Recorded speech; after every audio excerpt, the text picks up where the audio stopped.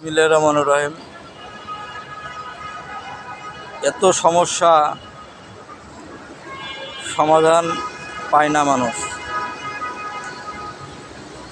এই সমস্যার সমাধান আছে, যেটা মানুষ পারে না, যেটা মানুষের দ্বারাই হয় না, যে সমস্যাটা সলভ করার মতন ক্ষমতা মানুষের নাই, সেই সমস্যার সমাধান আল্লাহ তাআলা কোরআন মজিদে দিয়ে রেখেছে।